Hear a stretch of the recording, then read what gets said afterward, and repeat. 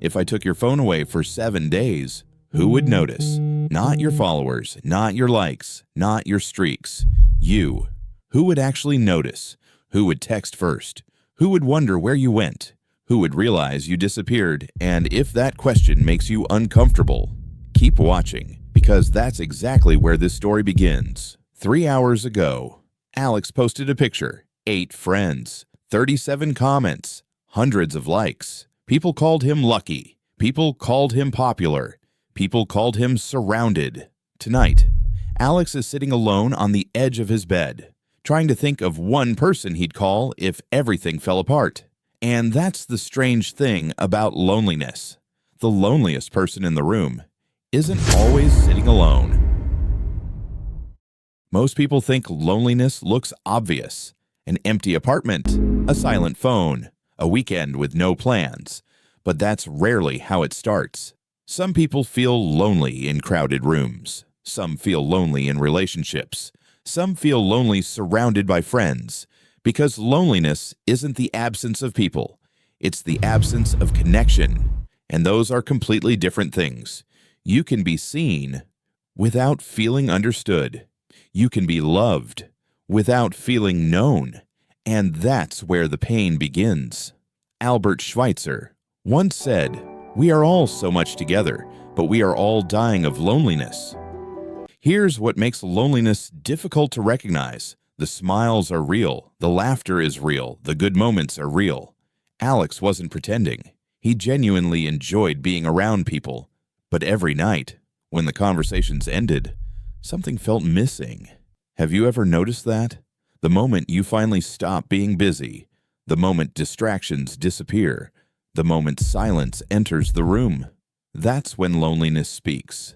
Not during the noise, after it. And the longer Alex ignored it, the louder it became. So, Alex did what many people do. He built a version of himself that was easier to understand. The funny version, the strong version, the version that always had an answer, the version that never needed help. And people loved that version. The problem? It wasn't the whole truth, because every time Alex hid what he was carrying, he made it harder for anyone to help carry it. And without realizing it, the mask that protected him was becoming the very thing that isolated him. And what Alex discovers next changes everything he thought he knew about loneliness. A few days later, Alex noticed something strange. His phone never stopped buzzing. Messages, notifications, reactions, mentions. People were seeing him constantly, yet somehow he still felt invisible. That's when he discovered something most people never learn. Attention and connection are not the same thing. Attention says, "I noticed you." Connection says, "I understand you." And understanding is far rarer. A stranger can give you attention. Only trust can give you connection. That's why loneliness survives in crowded rooms. Because being seen isn't the same as being known. And then Alex noticed another pattern. Whenever someone asked, "How are you?" he answered automatically, "I'm fine." Every time. Even when he wasn't. Especially when he wasn't, because honesty felt risky. What if people judged him? What if they didn't understand? What if they left? So instead, he kept everything inside, and every time he did, another brick was added to an invisible wall. The strange thing about emotional walls is that they keep pain out, but they keep connection out too. And eventually, you forget which side you're trapped on. At 2:14 in the morning, loneliness sounds different. Distractions disappear, conversations end, the world gets quiet, and suddenly, the thoughts become louder. Maybe nobody really cares. Maybe you're forgettable. Maybe you're just convenient. Maybe if you stopped reaching out, nobody would notice. Loneliness loves these moments because loneliness behaves like a storyteller, and it only tells one side of the story. It remembers every rejection, every silence, every disappointment, but it conveniently forgets the people who stayed, the people who tried, the people who cared. Loneliness isn't always lying, but it's rarely telling the whole truth. Seneca once wrote, We suffer more often in imagination than in reality. Then one night, something happened. Nothing dramatic. No life-changing speech. No miracle. Just a message. Simple, unexpected. It said, "Hey, haven't heard from you in a while. You okay?" And suddenly, Alex realized something. The problem wasn't that nobody cared. The problem was that loneliness had convinced him nobody cared. Those are completely different realities. One is fact. The other is fear. And fear becomes incredibly convincing when you've listened to it for too long. But if loneliness isn't solved by more people, then what actually solves it? Most people spend years trying to cure loneliness the wrong way. More friends, more followers, more conversations, more attention. Alex thought the answer was more people. Maybe you do too. But loneliness isn't always asking for more people. Sometimes it's asking for more honesty, because you can spend an entire lifetime being admired without ever feeling understood, and eventually, the human heart gets tired of performing. It wants something deeper, something real, something impossible to fake. It wants to be known.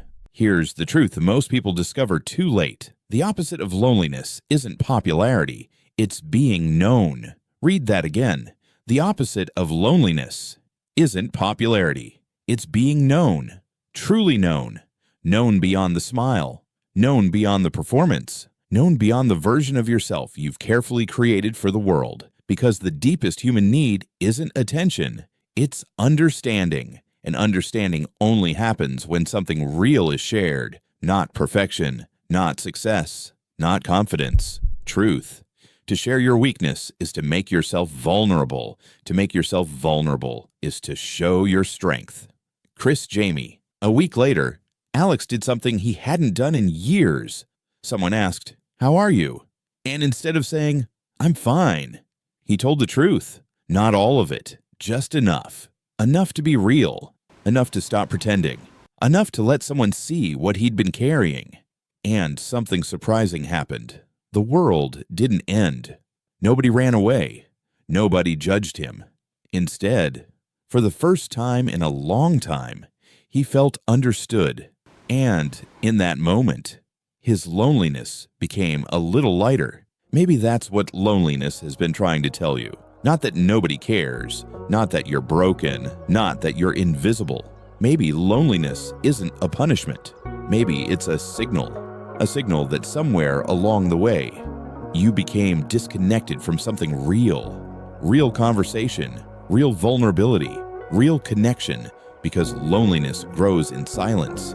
But healing begins the moment silence breaks. Maybe you're feeling lonely right now. Maybe you've been carrying it for weeks, months, years. Maybe you've become so good at hiding it that nobody notices anymore. Not because they don't care, because they can't see what you've never shown. And maybe that's where healing begins. Not by finding more people, but by allowing the right people to see more of you. If PainDose helped put words to something you've never been able to explain, subscribe. Because in the next chapter, we're talking about something connected to this. The day you stop chasing people. And trust me, that conversation changes everything. Until next time, feel it, heal it, survive it.